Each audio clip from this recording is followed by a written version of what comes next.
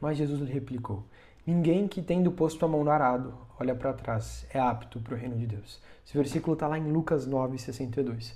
E bom, pessoal, não sei vocês, mas para mim passa uma impressão que a gente vive num mundo no qual as pessoas olham para Jesus e enxergam nele uma espécie de gênio da lâmpada, como aquela pessoa, né, o ser que estaria sempre ao meu lado disposto a realizar os meus desejos e as minhas vontades. É quase como se a gente acreditasse na famosa teologia da Xuxa, né, trazida até pelo Rodrigo Bibo no seu livro, como se aquele cara lá de cima estivesse disposto a me dar tudo o que eu quiser, tudo aquilo que o meu coração desejar. E no fundo parece que está todo mundo aqui pensando em si mesmo, querendo se dar bem aqui nessa sua peregrinação. E com isso as pessoas constroem para si mesma um Deus à sua própria imagem e à sua semelhança. Um Deus que tem os mesmos anseios, as mesmas motivações que as pessoas. E a imagem que temos desse Deus molda também a maneira pela qual a gente se relaciona com Ele, a maneira pela qual a gente ora, a maneira pela qual a gente canta e como a gente também se relaciona, por consequência, com tudo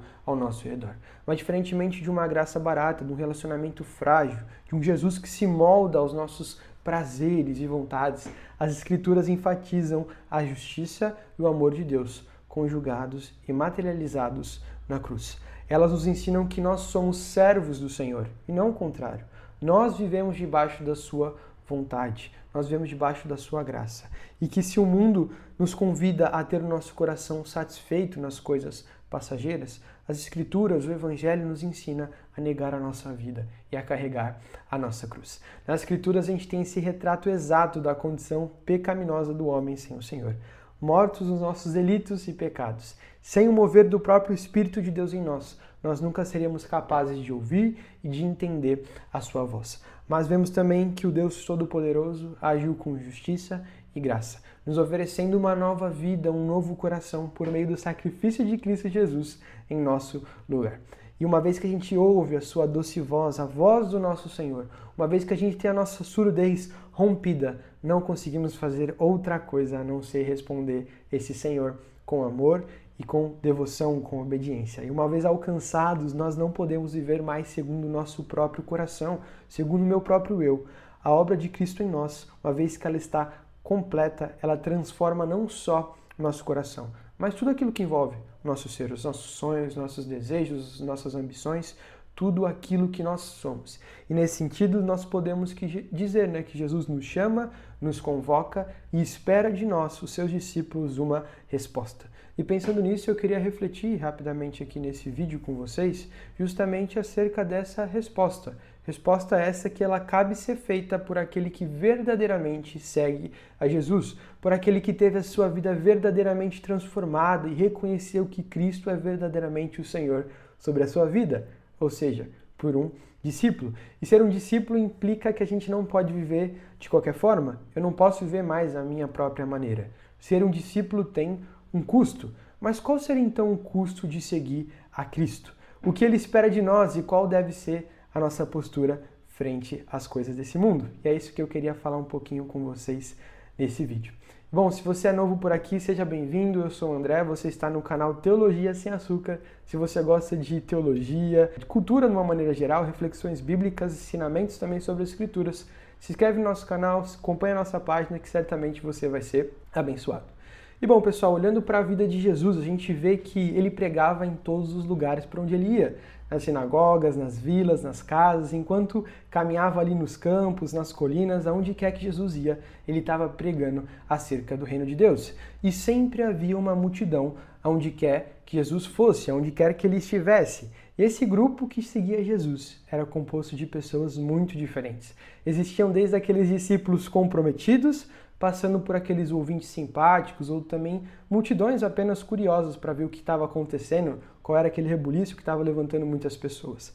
Algumas pessoas estavam interessadas sim em seguir e ouvir a Jesus também por vários motivos diferentes. Muitos estavam ali pelos sinais que Jesus fazia, pelos prodígios, outros pelo fato de Jesus multiplicar pães, mas haviam pessoas ali também verdadeiramente interessadas na sua mensagem. Existiam aqueles que viam Jesus como verdadeiramente o Messias prometido, o cumprimento daquele que haveria de vir para salvar e redimir o seu povo. E várias dessas pessoas demonstraram interesse em seguir Jesus mais de perto. E seguir Jesus dessa forma significava que eles teriam que abandonar os seus afazeres, as suas profissões, acompanhar as atividades ministeriais de Jesus. Implicava em deixar de lado o estilo de vida dessas pessoas. Seguir a Cristo implicava uma mudança completa de vida. E já que Jesus ele era um pregador itinerante, ele caminhava ali por toda a região de norte a sul da Palestina. E nesse sentido, aqueles que andavam com ele de perto deveriam então abandonar seus afazeres para segui-lo. No Evangelho de Lucas a gente encontra uma narrativa da passagem de Jesus por Samaria e da sua ida também para Jerusalém, onde Jesus então seria entregue à sua morte. E alguns versículos anteriores do que aquele que eu li no começo, a gente vê que Jesus ele passa por um povoado samaritano, mas eles não são recebidos. Jesus não foi recebido ali naquele povoado. Isso está lá em Lucas 9, 51 e 56. E aconteceu que, ao se completarem os dias em que devia ele ser assunto aos céus, manifestou no semblante a intrépida resolução de ir para Jerusalém. Enviou mensageiros que o antecedessem. Indo eles, entraram numa aldeia de samaritanos para lhe preparar pousada, mas não o receberam, porque o aspecto dele era de quem decisivamente ia para Jerusalém. Vendo isso, os discípulos Tiago e João perguntaram: Senhor, querem que mandemos descer fogo do céu para os consumir? Jesus, porém, voltando-se, os repreendeu e disse: Vós não sabeis de que espírito sois, pois o Filho do Homem não veio para destruir as almas do homem, mas para salvá-las. E seguiram para outra aldeia. Indo então ao caminho de outro povoado, Jesus ele compartilha alguns ensinamentos preciosos para mim e para você, e que também naquele momento direcionaram os seus discípulos, uma vez que Jesus não estaria mais fisicamente ali com eles por um determinado período. Então, enquanto Jesus caminhava, ele recebe 3 abordagens de voluntários que desejavam seguir Jesus mais de perto, aqueles que queriam ser seus discípulos. E a primeira dessas abordagens está no versículos 57 e 58, que diz o seguinte: Quando andavam pelo caminho, um homem lhe disse: Eu te seguirei por onde quer que fores. Jesus respondeu: As raposas têm as suas tocas e as aves do céu têm seus ninhos, mas o Filho do Homem não tem onde repousar a cabeça. Percebam que esse homem foi quem procurou Jesus e expressou para Jesus o seu anseio, o seu desejo de o seguir aonde quer que fosse necessário. Mas talvez a resposta que este homem esperava, e talvez a resposta que a gente também espera ao ler esse texto, é de Jesus talvez dizendo: claro, venha, você está me falando isso, então venha, me siga. Mas contrariando as nossas expectativas, e talvez até daquele rapaz ali, expectativas criadas por ele e por nós também, Jesus responde da seguinte forma: olha, você pensou bem naquilo que você está me dizendo? As raposas têm as suas tocas. Quando chega a noite, ela corre para sua toca e tem para onde dormir. As aves do céu, elas têm o seu ninho. No final da tarde, elas vão para o seu ninho confortável, descansar. Mas o Filho do Homem, que é ele, o próprio Cristo, não tem aonde reclinar a cabeça. É quase olha, você tem certeza? Você fez as contas? Você levou em conta aquilo que implica de fato me seguir? Aquilo que de fato implica uma vida de renúncia? Você vai abrir mão mesmo do seu conforto, da sua segurança, dos luxos que você tem, porque olha, eu não sei nem aonde eu vou dormir amanhã. Jesus ele quis mostrar e provocar naquele homem, que disse que seguiria ele onde quer que ele fosse, uma reflexão sobre o custo de seguir a ele mesmo. A Bíblia não nos fala se ainda assim esse homem seguiu a Jesus depois dessa resposta. Mas é certo de que muitas pessoas dizem: Jesus, eu quero te seguir, eu quero ser um discípulo seu. Mas elas também não levam em conta o que isso verdadeiramente representa. Isso nos leva ao nosso primeiro ponto. O verdadeiro discípulo compreende que seguir a Cristo exige uma vida de renúncia. Seguir a Cristo significa renunciar a nós mesmos, tomarmos a nossa cruz e irmos após Ele. Lá em Lucas 9, 23 e 24, tem o seguinte trecho, né? Jesus dizia a todos: se alguém quiser acompanhar-me, negue-se a si mesmo, tome diariamente sua cruz e siga-me, pois quem quiser salvar a sua vida a perderá, mas quem perder a sua vida por minha causa, este a salvará. Tome sua cruz e siga-me. Tomar a cruz aqui não significa meramente passar por uma situação difícil na vida ou suportar alguma coisa muito pesada. Tomar a cruz significa renunciar à nossa ambição egoísta e todo o direito que eu acho que eu tenho de controlar o meu próprio destino. A cruz que devemos carregar é aquela não segundo os nossos termos, mas segundo os termos de Jesus e por causa de Jesus. Somente essa cruz nos humilha o suficiente para nos salvar do nosso amor próprio. E é verdade que o discipulado é, em primeiro lugar, um convite pessoal que o Senhor faz a nós. Em sua soberania, o Senhor não violenta o nosso coração, não violenta a nossa vontade humana. É preciso existir, sim, uma predisposição para seguir a Cristo. Mas muitos querem apenas o glamour do Evangelho. Não querem a cruz. Muitos querem milagres, mas não querem a renúncia. Querem prosperidade e saúde, mas não querem arrependimento. Querem o paraíso na terra, mas não uma verdadeira boa-aventurança no céu. É verdade também que o discipulado ele é um convite para uma relação pessoal com Jesus. Ser discípulo não é apenas ser um admirador de Cristo, mas é ser um seguidor de Cristo. Um discípulo ele segue as pegadas de Cristo. E assim como Cristo escolheu o caminho da cruz, o discípulo precisa seguir a Cristo, não rumo ao sucesso, mas rumo ao Calvário. Não há coroa sem cruz, não há céu sem renúncia. Ser discípulo não é abraçar simplesmente uma doutrina, é seguir uma pessoa, é seguir a Cristo Jesus. Mas o discipulado também ele é um convite para uma renúncia radical. Cristo nos chama não para uma afirmação do meu próprio eu, mas para uma renúncia do nosso eu. Antes de seguirmos as pegadas de Jesus, a gente precisa deixar de lado o nosso orgulho, a nossa soberba, a nossa presunção e a nossa autoconfiança. Negar-se a si mesmo não se trata de nos anularmos, mas sim de servirmos. Envolve mudar o centro da nossa visão que temos, a nossa visão eu-centrada, para uma completa entrega à vontade de Deus. Trata-se de uma renúncia radical a toda a nossa auto-idolatria que certamente temos no nosso coração. Mas, por amor de Cristo, eu deixo de lado o meu eu. Eu deixo de lado os meus desejos, eu deixo de lado os prazeres do pecado, deixo de lado a mentira, a fofoca, a linguagem obscena, o meu ego, deixo de lado uma vida inteira tendo eu como centro. Tudo isso para seguir a Cristo, para conhecer a Ele e ter um real relacionamento com Ele. E o verdadeiro discípulo, ele conhece essa necessidade da renúncia. Ele vive em um mundo com uma lógica oposta, né? Um mundo de ponta cabeça. Os valores dos discípulos estão invertidos. Para o discípulo ganhar é perder e perder é ganhar. Para ele ser grande, ele precisa ser servo de todos. Ser rico é ter uma mão aberta a dar. Ser feliz é renunciar aos prazeres do mundo. Ter tudo é ter a Cristo e nada mais importa. Mas e você? Será que você já calculou o custo de seguir a Cristo? Será que você já renunciou tudo aquilo que era necessário para seguir a Cristo? Pense um pouco nisso. Só é possível avaliar o custo do discipulado quando o seguidor está de fato consciente das demandas do discipulado. E talvez esse seja o maior problema da minha vida, da sua vida, dessa nossa geração. Nós não estamos conscientes da demanda e do custo que é de fato seguir a Cristo. Queremos viver sim seguindo a Cristo. Queremos dizer sim que nós somos crentes, mas queremos fazer tudo isso do nosso próprio jeito. Queremos um discipulado sem renúncia, sem um comprometimento real e sem uma entrega genuína. Afinal, já venho em todo estudo bíblico. Eu não perco uma reunião de oração, eu venho em toda a EBD, toda a programação da mocidade eu estou ali presente, toda a programação dos adolescentes.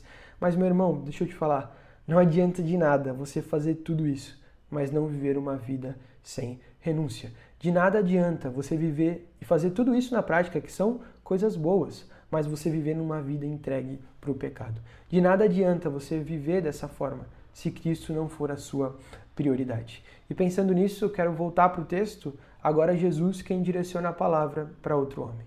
Nos versículos 59 e 60 nós vemos o seguinte: A outro disse, siga-me, mas o homem respondeu, Senhor, deixe-me ir primeiro sepultar o meu pai. Jesus lhe disse, deixe os mortos sepultarem os próprios mortos.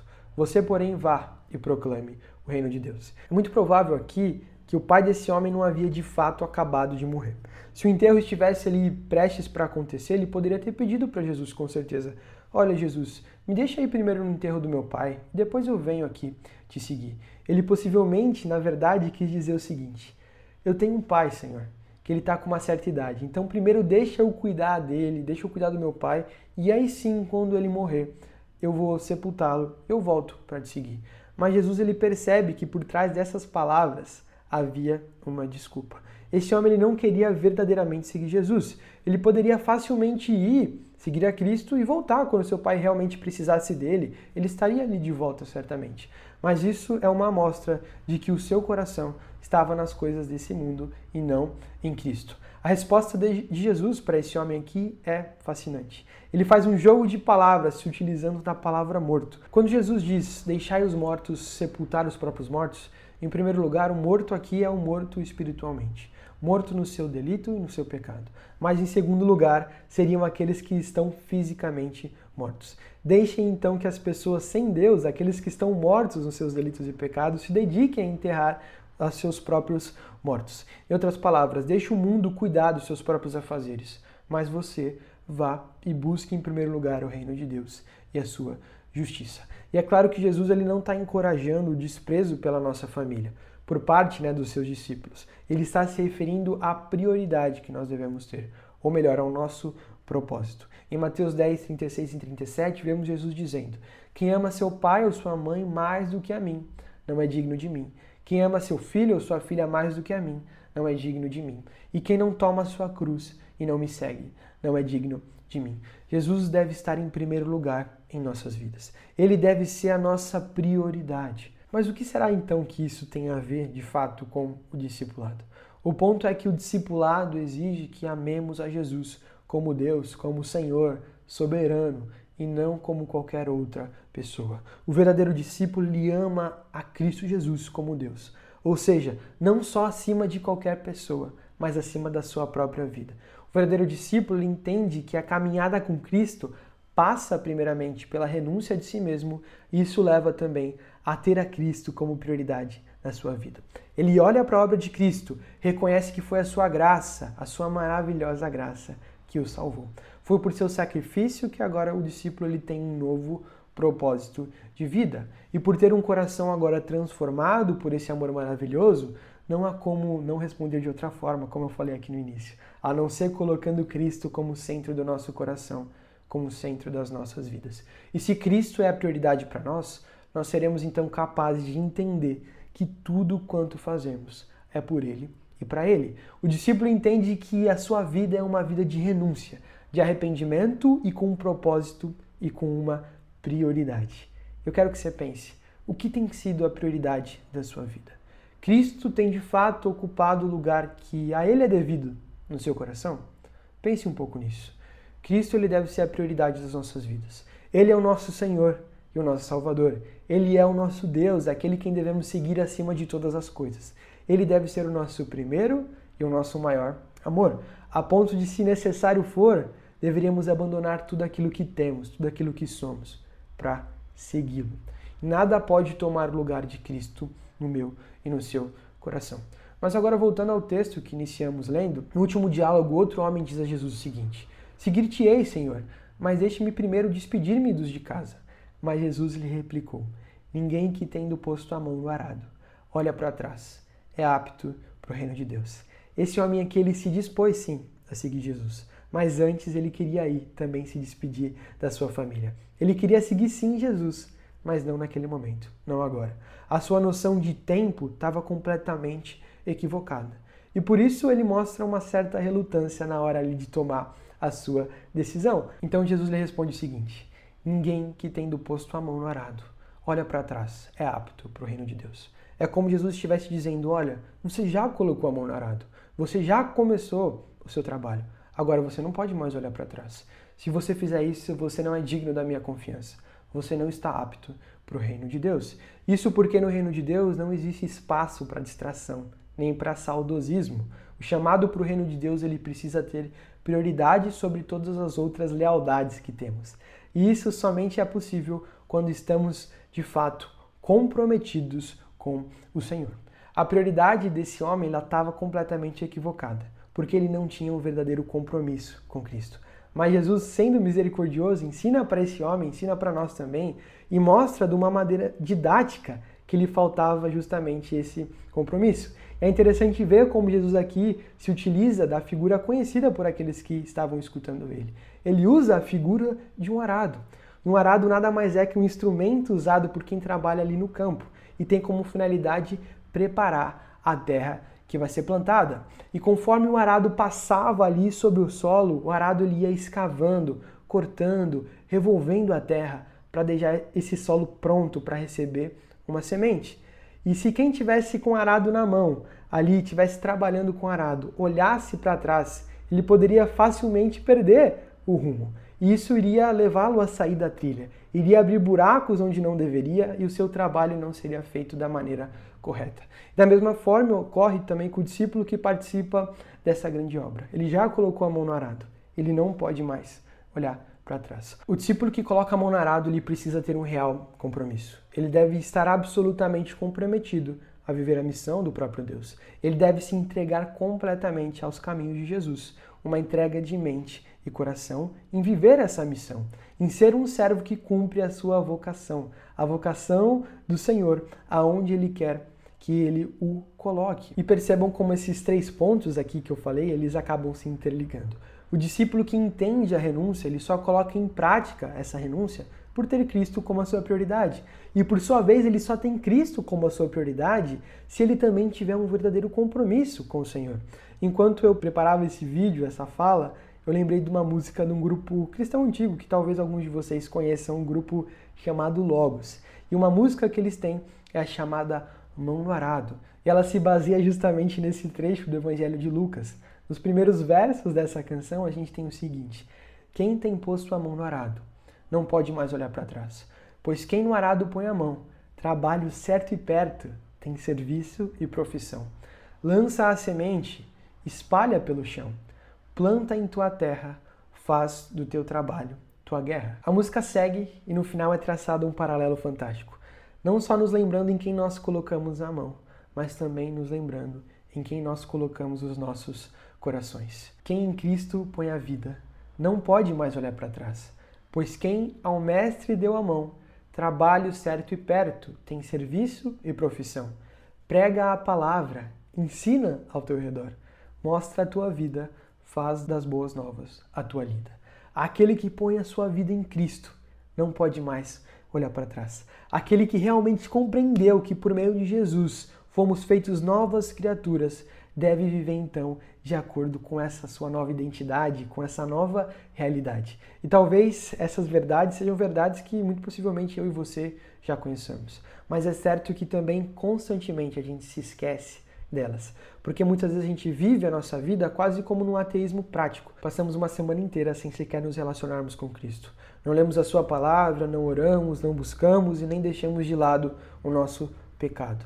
Agimos como incrédulos, de fato, a ponto de talvez se a gente não falasse para as pessoas que somos discípulos, as pessoas nem perceberiam que Jesus de fato transformou a nossa vida, o nosso coração. Mas o Senhor nos convida a uma vida de renúncia, prioridade e compromisso, visando então nos aperfeiçoar para a sua obra, visando nos preparar para a obra que Ele mesmo nos chamou, visando estarmos aptos para o reino de Deus. O trabalho de discípulo é fazer o que Deus o chamou a fazer, enquanto o glorifica e leva a mensagem da cruz. Um discípulo compromissado entende que, na verdade, ele é um mero instrumento na mão de Deus. O Senhor é o arado, que prepara a terra, que prepara os corações. E nós, seus servos, nos cabe lançarmos a semente. É interessante que logo após o relato desses 3 diálogos, o texto continua e Jesus diz o seguinte: e lhes fez a seguinte advertência: a seara é grande, mas os trabalhadores são poucos. Rogai, pois, ao Senhor da seara que mandem trabalhadores para a sua seara.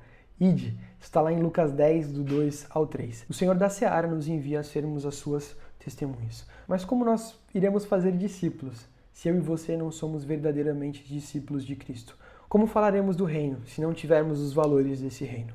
Como falaremos do amor sacrificial de Cristo, da sua obra redentora por nós, se a minha vida, se a sua vida não for uma vida em resposta a isso? E esse é o nosso desafio. Eu sei que certamente não é uma tarefa fácil, mas como eu falei, o próprio Deus que nos chama a isso é o mesmo Deus que nos capacita pelo seu Santo Espírito.